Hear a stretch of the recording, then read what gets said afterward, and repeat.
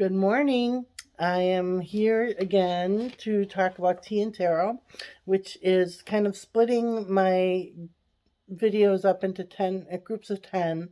And so this particular group of 10 is about tea and tarot, and I'm talking about my friend Holly Schneider and her book, Carry Your Own Backpack. It's on Amazon. Holly's a really sweetheart of a person, and she's a life coach and a licensed uh, counselor of social work, LCSW. And um, I kind of tried to talk about, there was a long video, like 2 videos ago, with all the lessons and all um, the different rules for your backpack. And there was one that I got stuck on. It was about people, trains, and villages. And I didn't really understand what she was saying, and I reread it. And I think what she's trying to say is, like when negative thoughts come up, they just come up. You can't control it. You can't really stop negative thoughts from coming. But you can be like in a car, or you can be on a freeway. That's not how Holly um, put it in her book, but that's how I'm perceiving it. Like if you're driving a car on a freeway and you're on the wrong side of the road, these thoughts are coming at you very fast, very um, they're honking at you. They're you're just weaving for survival mode, and so I don't know. That's totally not what Holly's saying, but that's just my perception of negative thoughts when they come at you and when they attack. It just feels like you're in survival mode, and you're just avoiding. You got to get into the right lane. If you're not in the right lane, things are going to be awful. So you have to put your blinker on, which are your tools that you use. Now that's from Holly. I remember that. Your blinker is your tools that you use to switch lanes to get into the right lane, and then everything is much more smoothly. Everything is kind of going in the same direction, and yeah. So anyway, that was that was long. Um, Sorry, people are working outside. Um, Keeping your backpack light is the next chapter, the next section, and this means you can look at things in 2 different ways about your backpack.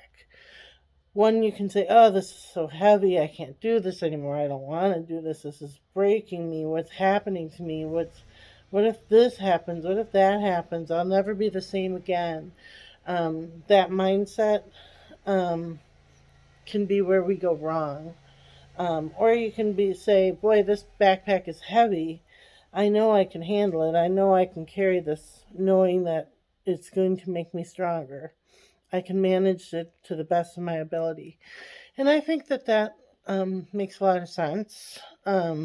I remember when I moved into an apartment years ago, and I was talking to Holly, and I said, oh, Holly, I can't carry all these, like when I was moving, you carry everything up the steps, you carry all your heavy groceries and all your heavy things up all these steps. And she's like, Kathy, it's all in your mindset. You can look at that as having really good exercise and makes you a lot stronger. And I thought, oh, yeah, I guess that is good exercise, and that can make me a lot stronger. So I think that's what she's saying in this um, section. And there are some things that we can journal. I am a journaler. I like to write um, to keep your backpack light. And when thoughts are weighing you down and you face difficulty, examine your past and present and future fears. Make a list so that you can spot them and remind yourself to let them go. As a journal, the goal is to acknowledge your fears and work through them. Although this is difficult, it is necessary for you to establish a contract with yourself to stop giving energy to your pain points. When the hurt arises again in the future, honor your contract by reminding yourself that you already chose to let it go. Doing this as often as you need is a healing practice. I really like that. Making a contract with yourself. Just saying, these are my fears, these are my hurts, this is what's in my backpack. It pains me. You guys have seen me pained. You've seen me in in my moment of deep hurt.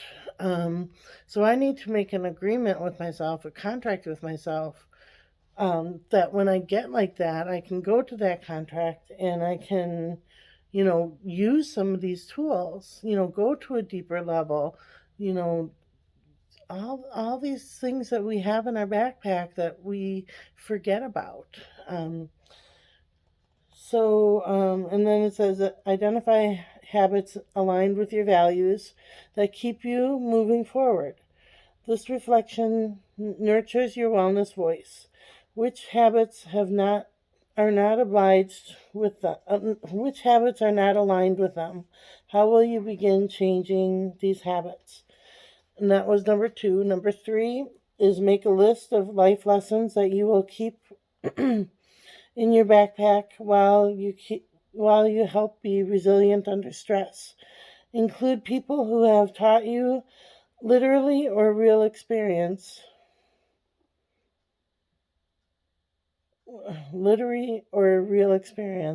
mantras that sustain you in difficult times, and the tools that you use when you need them.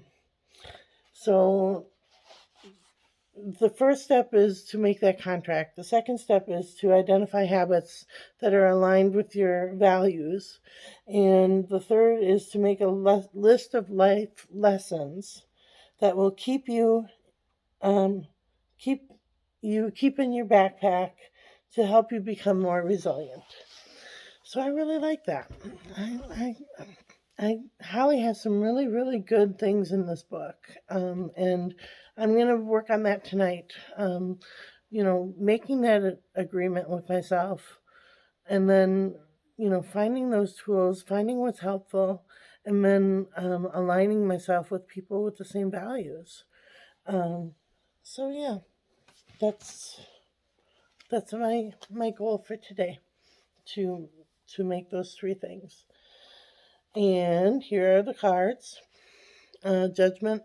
Oh, they're naked. Sorry. Judgment means